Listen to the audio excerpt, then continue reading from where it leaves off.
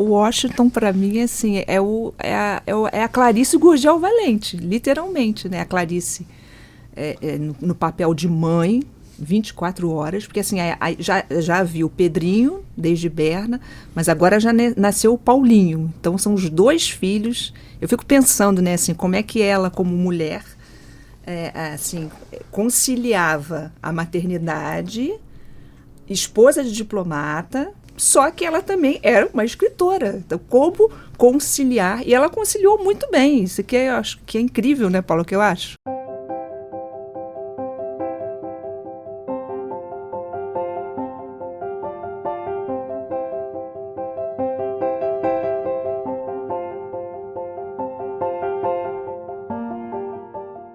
A Clarice estava grávida de 3 meses, quando eles vão para Washington, né? Eu nasço em Washington em fevereiro de 53. Aí os meus pais já estavam lá. Eu nasci na George Washington University Hospital. Essa foto sou eu no sofá da sala. Ela diz aqui na legenda atrás, ele interessado pelas flores do vestido da mãe dele, 5 meses. Repare nas cortinas, pelo amor de Deus. Certamente era um recado para as irmãs, cujo assunto de cortina faz parte. É um período realmente da maternidade, eu acho que assim, da vida em família. Porque a Clarice tinha 32 anos quando ela foi para Washington. Então, imagina, uma mulher de 32 anos grávida do 2º filho, já com o 1º filho, quer dizer, e ela assim, já tinha 3 livros publicados. Tinha publicado um primeiro livro de contos. Então, assim, era aquela mulher ainda vivenciando tudo isso. Era tudo muito... tudo muito novo para ela. Então, assim, a década de 50 foi uma década realmente assim, de amadurecimento em todos os sentidos. E a literatura teve que... Não é que ela tem que deixar de lado, porque ela nunca deixou de escrever, né, os contos, mas você vê que ela passou praticamente uma década em função da Maçã no Escuro, né? Nesse sofá onde ela sentava com a máquina de escrever, foi a Maçã do Escuro escrita ali também, o conto infantil, o Mistério do Coelho Pensante. O Mistério do Coelho Pensante também, né, que foi uma experiência, sofá, né? Foi uma experiência... Esse sofá é protagonista. Um dia eu interrompi e disse, olha, você está escrevendo muito, por que você não escreve uma história para mim? E aí ela realmente escreveu a história absolutamente real da fuga dos coelhos que a gente tinha numa gaiola em casa. De repente um coelho fugia e a garotada na rua toda gritava, Mrs. Valente, Mrs. Valente. E o mistério, por isso que o livro se chamou Mistério do Coelho Pensante, é porque ninguém descobriu como que ele saía da gaiola, que era absolutamente vedada.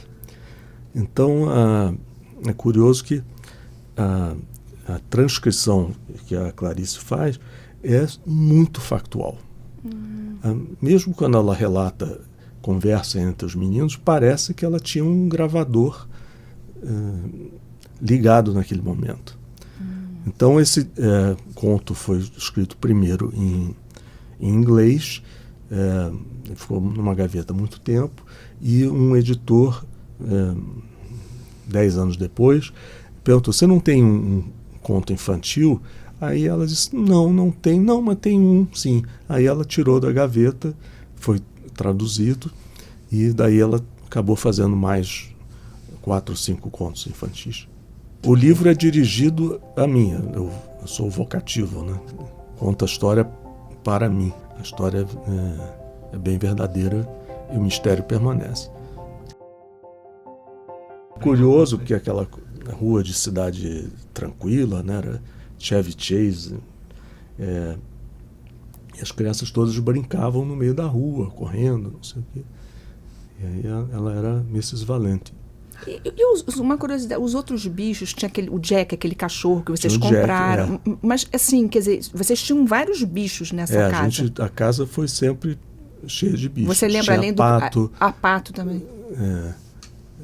O Jack tem algumas fotografias dele, inclusive o Jack foi registrado na prefeitura de Washington.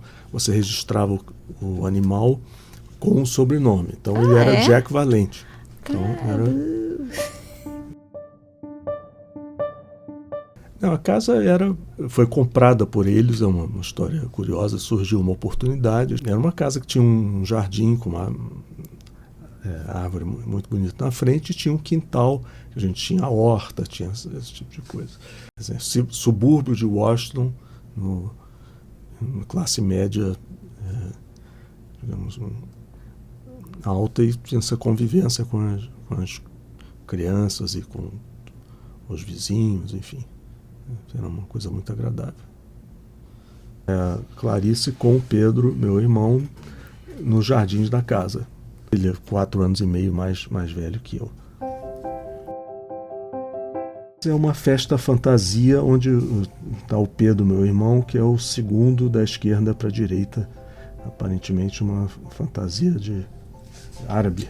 Essa outra foto, se não me engano, é um passeio que nós fizemos ao Jardim Zoológico. Dá para ver pela foto que era no inverno. Está a Mafalda, Érico, a Clarice, o Pedro e eu, todos aparamentados para um passeio no inverno. Washington, 7 de setembro de 1956, sexta-feira, 10 horas AM. Prezados senhor e senhora Veríssimo. Como é do conhecimento dos senhores, meu marido e eu, não tendo infelizmente religião por enquanto, criamos nossos filhos na ideia de Deus, mas sem lhes dar rituais definitivos e à espera de que eles próprios mais tarde se definam. Tendo terminado com algum esforço, frase tão comprida, vem ao assunto principal, que é o objetivo emocionado desta carta. Desejo perguntar-lhes se acreditam na possibilidade de padrinhos leigos. Eu acredito. No caso do Sr. E da Sra. Fal também acreditarem, esta carta os convida, em nome de uma amizade perfeita, a serem padrinhos e madrinha de Pedro e Paulo. A condição única é continuarem a gostar deles. No caso dos senhores não aceitarem, no hard feelings, mas a verdade é que por 3 anos vocês têm sido os padrinhos deles, por tácito, espontâneo e comum acordo. Restaria apenas legalizar uma situação que aos poucos estava se tornando escandalosa. Se eu disser que a ideia já me havia ocorrido mais uma vez, os senhores hão de duvidar, pois acreditem. Quando o senhor Veríssimo aventou a hipótese, meu coração se rejubilou e quando digo, não estou brincando. Aí, pois, fica o nosso convite.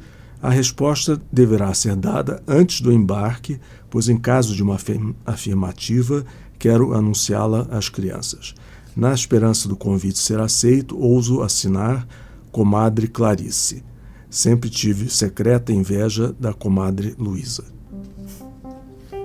De certa forma, a Mafalda e o Érico foram os meus avós de fato.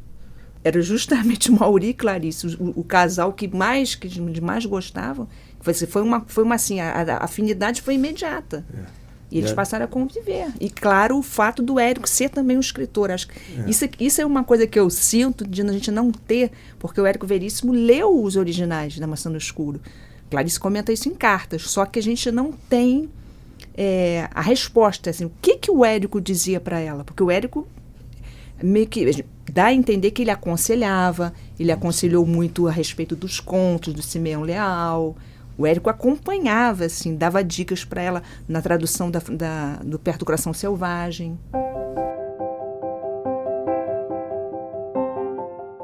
É uma coisa que eu lembrei, né, assim, da rotina da Clarice. Ela comenta nas cartas, vocês tinham um carro, né?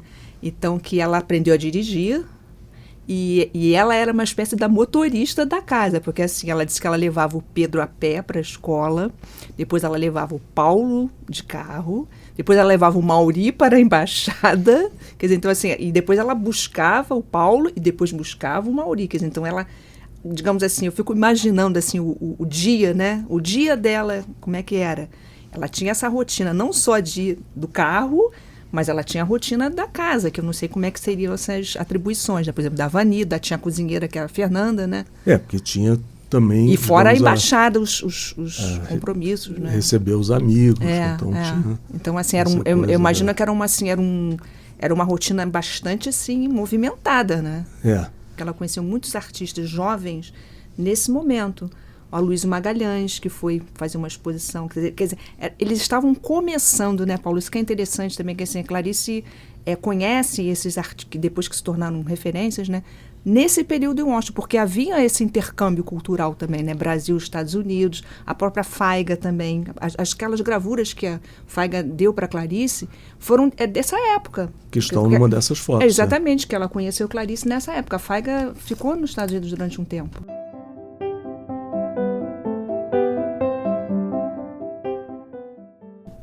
Não sei exatamente o motivo, mas ela foi para um estúdio, aqui tem na legenda, Miller of Washington. E ela tirou várias fotos que depois foram usadas, talvez, para... eu tenho uma quer dizer, uma hipótese. Em mais de uma carta, ela comenta que quando acontece aquela tradução do Perto do Coração Selvagem para Plon, 54, se não me falha a memória, né, que ela assina o contrato, e ela diz assim, a Plon está me pedindo retratos, eu preciso tirar um retrato urgente. Então, não sei, porque assim, eu não lembro se nessa fase de Washington, se tem algum outro retrato, assim, porque isso aqui foi em estúdio. Ela fala, eu fui em um estúdio, ela achou caríssimo, que ela pagou acho, $45 por 3 fotos, ela fala assim. E ela estava com o cabelo curto, e realmente assim, isso também é interessante observar as fases, né? Os cortes de cabelo dela, nessa foto que ela está com várias... São os diplomatas, né? São os diplomatas com o embaixador João Carlos Muniz, que está aqui no centro da foto. Aqui ela está de branco, tá vendo? E o cabelo curto. Essa foto aqui é 53, 54. Nesse período. Então, assim, digamos assim, ela adotou esse cabelo curto nesse início, né? Digamos, vamos colocar assim, numa fase mais inicial. O Paulo era recém-nascido, aí depois o cabelo vai mudando, porque ela também fala muito disso, sobre o corte de cabelo. Ela vai falando nas cartas, ela vai falando isso. Eu vivo cortando o meu cabelo, eu não deixo ele crescer. Tem momentos que ela... Suponho que pode ser essa fase do cabelo curto. Minha mãe, em primeiro plano, cumprimentando uma senhora numa recepção. No segundo plano, meu pai também cumprimentando, beijando a mão de uma outra senhora, que não está identificada. Isso é certamente uma festa? É uma coisa da recepção de embaixada. Qual era a função do seu pai? Era ministro conselheiro da embaixada. Acho que ele chegou com um cargo inferior e foi promovido. Secretário, ele foi. Foi secretário e depois terminou ministro conselheiro. Essa é a foto na nossa sala em Washington.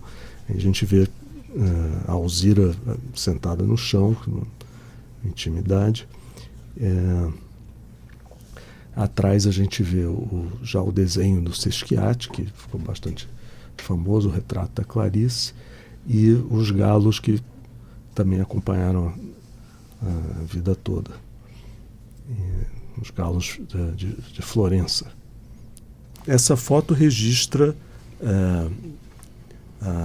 a viagem que a Alzira fez para o estaleiro Verome, na Holanda, quando ela foi batizar um navio que tinha o nome do pai Getúlio Vargas, e ela convida a Clarice, então, em Washington, para acompanhá-la, como se fosse uma dama de companhia. Enfim, era sempre uma ideia de uma dama de companhia, uma secretária. Assim.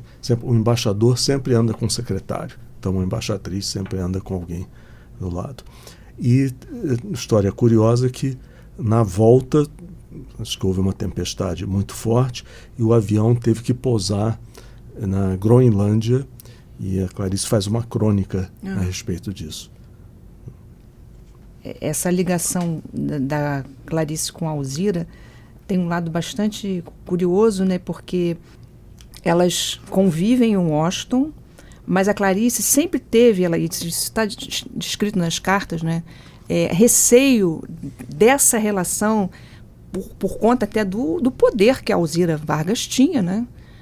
Enfim, ela era a embaixatriz, mas ela era também a filha do Getúlio Vargas. Então, assim, a Clarice sempre temia essa proximidade, de que a Alzira achasse que isso poderia ser uma relação de interesses, simplesmente. Entendeu? Então, a Clarice, ela dividia muito bem isso, e ela conta numa carta que teve um momento que ela realmente, assim, abriu o jogo com a Alzira, sendo franca mesmo, que, assim, que ela era amiga, mas ela era amiga porque, de fato, gostava da Alzira, e não porque estava buscando algum tipo de interesse, que as relações de amizade que ela estabelecia eram nesse nível, e não porque porque acho que mostra-se uma ética, né? A Clarice e o Maurício tinham uma ética, isso fica muito claro na correspondência deles. Por outro lado, a Clarice e a Alzira, elas se entendiam muito bem. A Clarice fala assim, a gente se entendia assim, de forma muda, a gente não precisava falar nada. Então, elas tinham um nível de afinidade mesmo, né? Inclusive uma questão intelectual, porque a Clarice fez parte de um grupo que auxiliou a Alzira a escrever o livro Getúlio Vargas, Meu Pai. Tem a correspondência, né, Paulo? Tem uma carta que ela faz as anotações do livro. Sobre essa questão de ética, tem uma frase que meu pai repetia: posto não se pede, posto não se recusa. Essa era quase a função da hierarquia militar do Itamaraty. Antes de Washington, ela já tinha 3 romances publicados, Perto do Coração Selvagem, O Lustre e a Cidade Sitiada. E alguns contos, primeiro livro de contos. Do período de Washington, ela escreve mais 8 contos, porque justamente o Simeão Leal encomenda, tá? Que são alguns que depois vão entrar em Laços de Família, como A Menor Mulher do Mundo, O Crime do Professor de Matemática, que ela faz uma nova versão, e tem mais alguns que ela publica depois na Legião Estrangeira. E A Veia no Pulso, que vai se tornar A Maçã no Escuro. E esses são os textos que ela escreve em Washington. Nós ficamos em Washington até julho de 1959, quando a gente, a Clarice, o Pedro e eu, retornamos. Meu pai continua em Washington trabalhando, foi o começo da separação do casal. Então, esse período, quer dizer, 59, esse período já, as cartas mostram isso, né? Que eles já estavam realmente num processo de separação. Enfim, aí são feitos todos os acordos, né, nesse sentido, preparando para eles voltarem para o Rio de Janeiro. E também na questão literária, né, da vida literária de Clarice, quer dizer, assim, acho que ela já estava no limite, assim, porque ela já estava há anos esperando uma resposta do Enio Silveira, da Civilização Brasileira, para publicar Maçã no Escuro, que era A Veia no Pulso, né? E o Simeão Leal também, que estava com os contos esses que depois ela consegue tomar de volta e publicar na Senhor, porque aí também ela tem aquela coisa que, assim, ela queria também ganhar alguma coisa, algum dinheiro com esses contos, porque ela estava começando uma nova vida no Rio de Janeiro, com os filhos, mas ela estava querendo também, assim, recomeçar literalmente, né? Assim, no Rio de Janeiro, mas assim, é como se ela se lançasse novamente no Rio de Janeiro, porque essa saída de Washington é isso, né? Quer dizer, ela já traz o Laços de Família na mala e A Maçã no Escuro. Mas eu não diria que é um lançamento literário, era uma revisão de postura de vida, porque a vida de esposa de diplomata era cheia de encargos, cheia de, enfim, ela também sentia muitas saudades do Brasil, das irmãs, então é um rompimento, né, com a vida diplomática. Sim. Uma separação do casal somente. Sim. Que até a Alzira comenta isso, né, nesse texto que a Alzira escreve. Ela diz assim: eu e Clarice tínhamos isso como afinidade. Nós não nos adaptamos à vida nesse meio diplomático. Tanto a Alzira quanto ela fala isso. É uma história que até o Luiz Fernando Veríssimo me contou. Nós tínhamos saído para um passeio, a família Veríssimo, a nossa família, e aí a família Veríssimo vai nos deixar na porta de casa. E eu, pequeno, talvez uns 3 anos de idade, na hora de despedir, eu viro para os Veríssimo: vocês querem entrar para tomar um cafezinho? E eu nunca tinha falado até aquele momento. Então, alguma coisa estava presa ali, que foi o convite para o cafezinho.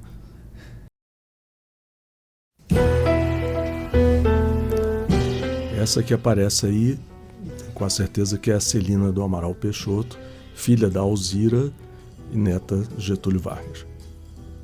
Estão se dirigindo à festa das cerejeiras em Washington, que é um evento muito tradicional. A Clarice escreveu uma carta para o Rubem Braga em 21 de abril de 1953, comentando sobre Washington. Então tem um trecho que ela diz assim: Washington é uma cidade tão larga, de ruas tão abertas, que dá pouco aconchego, dá impressão de vazio, de falta do que fazer. Uma coisa também que ela comenta muito nas cartas com o Fernando Sabino é sobre a chuva, que ela gostava muito da chuva, que era uma coisa que ela ia sentir saudades. Olha as cerejeiras aí, já estão em flor.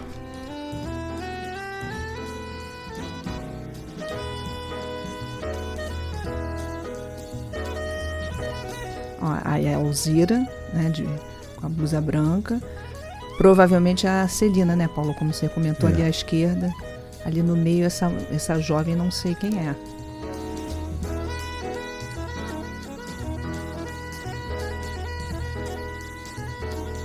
Acho que eles pararam para cumprimentar a guarda montada. Ó, novamente a Alzira aparece. Esse é o monumento de Thomas Jefferson? Eu acho que sim.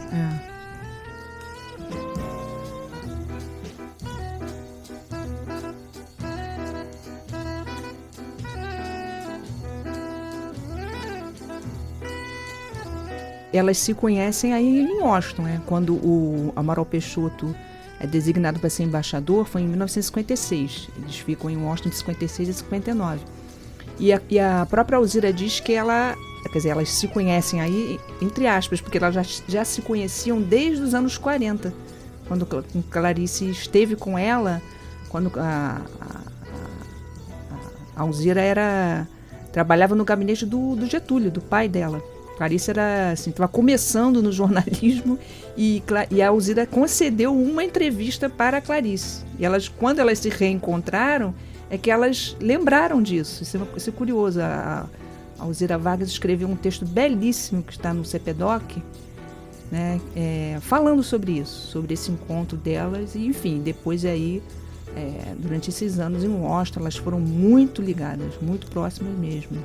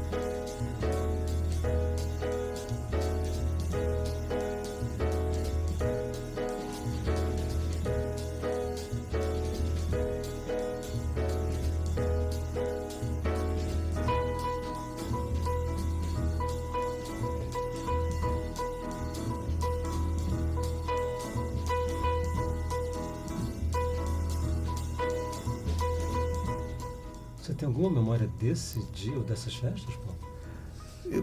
Vagamente, isso me parece alguma coisa também próximo da embaixada em Washington, onde eu também percorri os jardins. Né?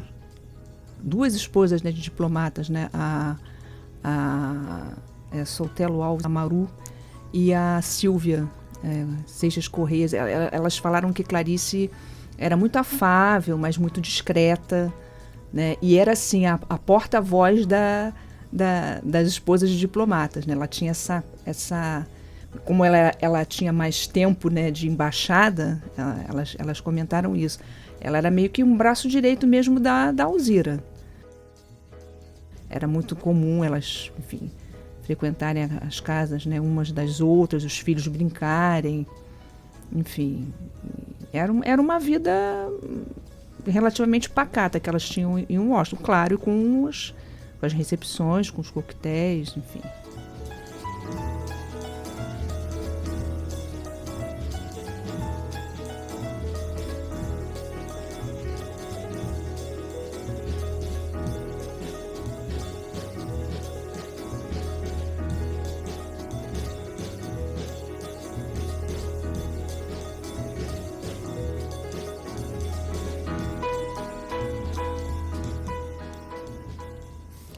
sou eu andando na frente da minha mãe.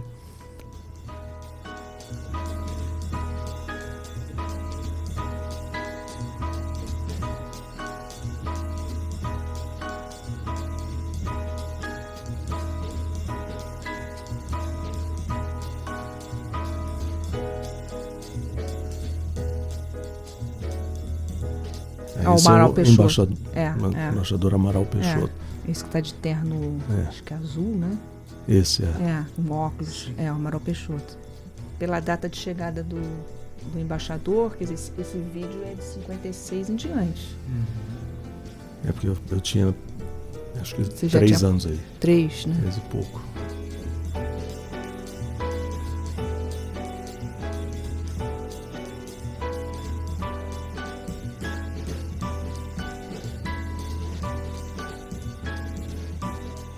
A Alzira à direita, de óculos. Outra vez a Clarice e o menino que passa atrás. É você, né, Paulo? Sou eu. E o seu pai está logo ali à frente, né? Você vê que quando ela olha e quando ela vê, o Paulo já escapou e foi em direção ao pai. Não, o meu pai era uma pessoa, assim, muito alegre, amigo dos amigos. Era uma coisa, realmente, era um sol na vida de quem se aproximasse. Esse é o secretário da embaixada.